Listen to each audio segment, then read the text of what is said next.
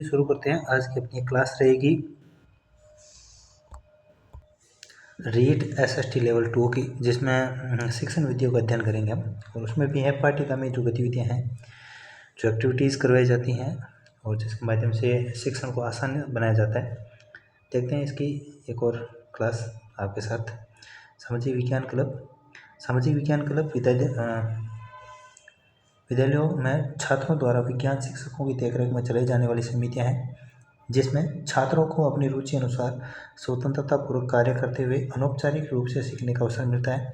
सामाजिक विज्ञान क्लब कई प्रकार की गतिविधियों के लिए एक मंच प्रदान करता है, जैसे अतिथि विज्ञान, कार्यशालाएं, क्षेत्र भ्रमण, विज्ञान प्रदर्शनी, विज्ञान मेले, विज्ञान कांग्रेस आयोजित करवाना आदि। विज्ञान क्लब की गतिविधियां विद्यार्थियों द्वारा विद्यार्थियों के लिए आयोजित की जाती हैं। ये जो गतिविधियाँ होती हैं वो विद्यार्थियों द्वारा विद्यार्थियों के लिए आयोजित की जाती हैं। इसे विज्ञान के क्षेत्र में सभी गतिविधियों के लिए रीढ़ की हड्डी के समान माना जाता है। किसको? विद्यार्थियों के लिए विद्यार्थियों की आयोजित की जाने वाली जो विज्ञान के क्षेत्र में सभी गतिविधियाँ होती हैं उनको रीढ़ की हड्डी के समान माना जाता है। इस क्लब की मुख्यतः 3 प्रकार की गतिविधियाँ होती हैं। पहली है कार्यशाला गतिविधि, और दूसरी है संचयन गतिविधि, तीसरी है सामाजिक गतिविधि।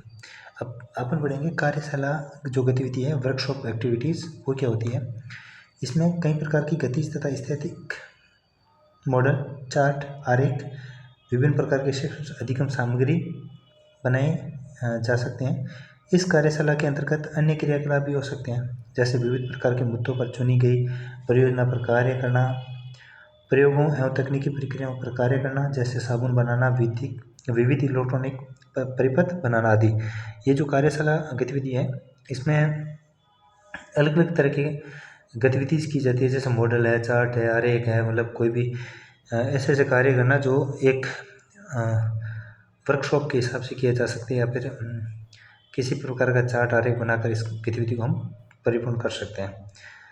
फिर दूसरे नंबर की आती है संचयन विधि, कलेक्शन एक्टिविटीज़। इसके अंतर्गत विद्यार्थियों के विभिन्न प्रकार के नमूने, जैसे मिट्टी, विभिन्न तत्वों के अयस्क, बहुलक, प्राकृतिक तथा कृत्रिम के विभिन्न नमूने, विभिन्न प्रकार के उर्वरक, विभिन्न प्रकार की दवाइयाँ, चट्टान, पत्थर, पत्तियाँ, बीज आदि के नमूने एकत्रित करके विद्यालय में प्रदर्शित करने को कहा जा सकता है।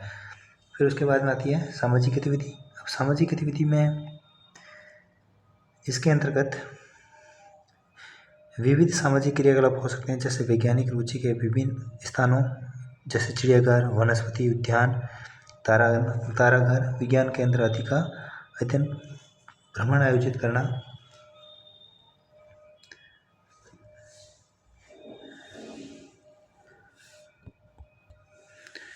विज्ञान मेले, प्रदर्शनियाँ, वाद विवाद, परिचर्चा, प्रश्नोत्तरी, विज्ञानों के लिए जन्मदिन एवं विशेष दिवसों जैसे विज्ञान दिवस, पर्यावरण दिवस आदि मनाना। लोकप्रिय विषयों पर व्याख्यान करना, विशिष्ट असेंबली कार्यक्रमों की व्यवस्था करना, विशिष्ट फिल्मों का दिखाना, संगोष्ठी का आयोजन करना आदि। अन्य क्रियाकलापों के अंतर्गत भी हो सकते हैं विद्यालय की पत्रिका के लिए वैज्ञानिक देख लेना, विज्ञान के बुलेटिन पटल के लिए वैज्ञानिक प्रदर्शन तैयार करना, मध्यांतर के दौरान विद्यार्थियों द्वारा वैज्ञानिक प्रदर्शनों की व्यवस्था करना, मछली घर का रखरखाव, विद्यालय में बगीचे की देखरेख तथा उनके लिए खाद तैयार करना, स्थानीय समुदाय स्वास्थ्य, स्वच्छता एवं ऊर्जा तथा जल संरक्षण के लिए जागरूकता लाना और जानकारी का प्रचार प्रसार करना। विज्ञान क्लब के सदस्य कक्षा में नियमित कक्षा अधिगम के दौरान क्रियाकलापों के आयोजन में अपने विज्ञान शिक्षक की सहायता भी कर सकते हैं। वे विज्ञान उपकरणों की मरम्मत और उनके रखरखाव में भी अपने शिक्षक की सहायता कर सकते हैं। फिर है आकलन एवं मूल्यांकन। विज्ञान एवं क्रियाकलाप में एक समेकित भाग होना चाहिए। हालांकि विज्ञान क्लब के क्रियाकलाप के मूल्यांकन आंतरिक और बाह्य दोनों प्रकार किए जा सकते हैं। सामाजिक विज्ञान क्लब के 2 महत्वपूर्ण सिद्धांत हैं, एक है करके सीखना, एक है जीवन से सीखना। अब सामाजिक विज्ञान के दो प्रकार के क्लब है। सामान्य विज्ञान क्लब, इनका क्षेत्र विस्तृत होता है, जिसमें सामान्य ज्ञान देने के कारण अधिकांश विद्यार्थियों को अभिरुचियों का पोषण मिलता है। विद्यालयों के लिए इसी प्रकार के क्लब अधिक उपयोगी हैं। विशिष्ट रूपी तथा ज्ञान संबंधी क्लब, ये विशिष्ट रुचियों तथा अध्ययन की आवश्यकता की पूर्ति करते हैं, जैसे रसायन club, radio club, photography club आदि। सामाजिक विज्ञान क्लब का रचनात्मक संगठन। पहला है संरक्षक, विद्यालय का प्रधानाचार्य। दूसरा है अध्यक्ष या प्रवर्तक, जो स्पॉन्सर होता है, प्रेसिडेंट होता है वो। प्रभारी सामाजिक विज्ञान अध्यापक, एक से अधिक अध्यापक होने पर सबसे अनुभवी सामाजिक विज्ञान का अध्यापक। मतलब इसमें है कि एक सामाजिक विज्ञान का जो एक अध्यापक होगा, या फिर अगर एक से अधिक है, 2 या 3 है, तो उनमें जो सबसे ज़्यादा अनुभवी है, जिसको एक्सपीरियंस है ज़्यादा, वो इसके लिए काबिल है। संरक्षक एवं अध्यक्ष प्रवर्तक की उपस्थिति में विद्यार्थियों द्वारा अपने नियम में से पदों के लिए विद्यार्थी को चुना जाता है। आगे देखते हैं हम। प्रधान, उपाध्यक्ष, सचिव, सहायक संयुक्त सचिव, कोषाध्यक्ष, प्रचार अधिकारी एवं कक्षा प्रतिनिधि। क्लब के पदाधिकारियों का कार्य क्षेत्र है संरक्षण, क्लब को सुचारू रूप से संचालन हेतु अध्यक्ष का परामर्श देना, क्लब हेतु आवश्यक सुविधाओं का व्यवस्था करना, क्लब के सभी कार्यक्रमों में भाग लेना एवं उन्हें सफल बनाने का प्रयास करना। क्लब अध्यक्ष को क्लब संचालन हेतु विद्यालय के अन्य अध्यापकों तथा शिक्षा अधिकारियों को सहयोग दिलाने का प्रयास करना। राज्य एवं केंद्र सरकार, NCERT, स्वयंसेवी संस्थाओं और अपने संस्थान में कार्यरत युवाओं की सहायता और सहयोग प्राप्त करने में सहायता करना। फिर है अध्यक्ष का काम क्या है। क्लब का सफल संचालन अध्यक्ष पर ही निर्भर करता है, अतः क्लब का अध्यक्ष क्षमतावान एवं उत्साहवान होना चाहिए। छात्र पदाधिकारियों को उचित परामर्श देते रहना। क्लब द्वारा संचालित योजनाओं एवं कार्यक्रमों के उचित चुनाव के बारे में क्लब के सदस्यों को मार्गदर्शन करना। क्लब द्वारा संचालित योजनाओं एवं कार्यक्रमों के दौरान विद्यार्थियों के कार्य का निरीक्षण करते रहना तथा अप्रत्याशित दुर्घटना की रोकथाम हेतु आवश्यक कदम उठाना। फिर है वाइस प्रेसिडेंट के जो कार्य हैं वो क्या है। यह विज्ञान क्लब का औपचारिक सभापति होता है, अतः क्लब द्वारा आयोजित कार्यक्रमों में तथा क्लब के पदाधिकारियों की मीटिंग में सभा का कार्य इसी का होता है। फिर सेक्रेटरी आती है, सचिव, बैठकों के कार्यक्रम तैयार करना और क्लब की बैठकों की कार्यवाही और उचित रिकॉर्ड लेखा जोखा रखना। क्लब में बाहरी विशेषज्ञों और अतिथि वक्ता आदि को आमंत्रित करना और उनकी बैठकों को उचित रूप से भाग लेना। क्लब की गतिविधियों से संबंधित सभी पत्राचार करना, क्लब के कार्यक्रमों और गतिविधियों का संचालन करना। ये एक सेक्रेटरी का काम है, सचिव का काम है। फिर है सहायक सचिव। सहायक सचिव के ये काम होते हैं कि सचिव का सहयोगी होता है, सचिव की अनुपस्थिति में बैठक और क्लब की गतिविधियों का संचालन करना, ये इनके काम रहते हैं मुख्यतः वाइस प्रेसिडेंट के या फिर सहायक असिस्टेंट सेक्रेटरी के। फिर एक कोषाध्यक्ष, सदस्यों में चंदा इकट्ठा करना और आमद खर्च का हिसाब किताब रखना, क्लब का बजट तैयार करना और मांगे जाने पर लेखा विवरण प्रस्तुत करना, यह है कोषाध्यक्ष के काम। फिर है प्रचार अधिकारी, जो पब्लिसिटी ऑफिसर होता है उसका। क्लब की सभी महत्वपूर्ण वैज्ञानिक गतिविधियों, उपलब्धियों और कार्यक्रमों को रिकॉर्ड लेखा जोखा रखना। ये कार्यक्रम के बारे में समाचार पत्रों के प्रतिनिधियों में सूचना भेजता है। ये कार्यक्रमों के बारे में सदस्यों तथा छात्रों एवं अभिभावकों को सूचित करता है।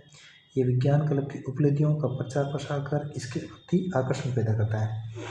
स्कूल में और स्कूल के बाहर पोस्टरों और पत्रिकाओं, समाचार पत्रों और वैज्ञानिक पत्रिकाओं के लेखन के माध्यम से क्लब की गतिविधियां का प्रचार करना है। ये काम किसका होता है, प्रचार अधिकारी का है। फिर एक कक्षा जो प्रतिनिधि होता है, क्लास रिप्रेजेंटेटिव, उसके कार्य हैं कि पदाधिकारियों के साथ विचार विमर्श करके क्लब संबंधी नीतियों और संविधान तैयार करना, अपनी कक्षा के सदस्य विद्यार्थियों का सहयोग लेना और सदस्यों को संख्या बढ़ाना, क्लब के सुचारू संचालन के लिए साथी सदस्यों और समाज के सदस्यों को सहयोग प्राप्त करना, ये काम होता है कक्षा प्रतिनिधि का। फिर है क्षेत्र भ्रमण, फील्ड ट्रिप।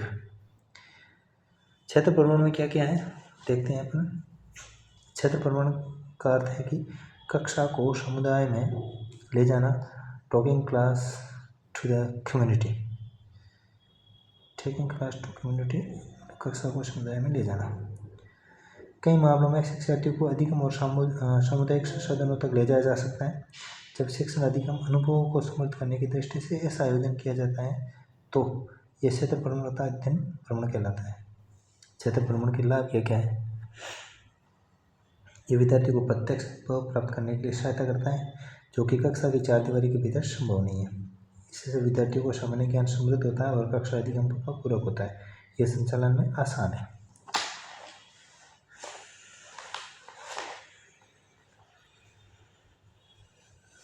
फिर आगे देखते हैं, ये विद्यार्थियों के दृष्टिकोण को विस्तृत करता है,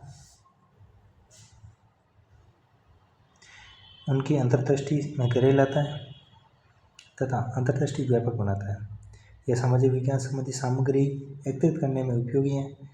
ये वे नए विचार और दृष्टिकोण प्रदान करता है जिनके आधार पर परियोजनाओं की शुरुआत की जा सकती है।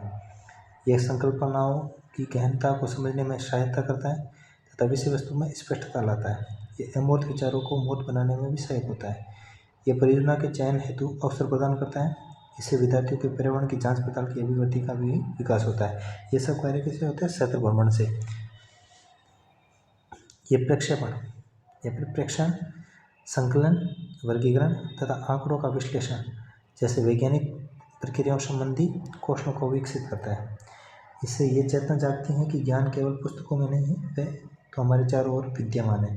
क्षेत्र भ्रमण में समुदाय को शिक्षार्थियों, शिक्षकों एवं विद्यालयों से संबंध स्थापित होता है तथा बच्चे के अधिगम में समुदाय के दायित्व की सेवा को बढ़ावा मिलता है। ये सामुदायिक ज्ञान की प्रामाणिकता को स्वीकार करता है इत्यादि। ये सारे काम हैं क्षेत्र भ्रमण के।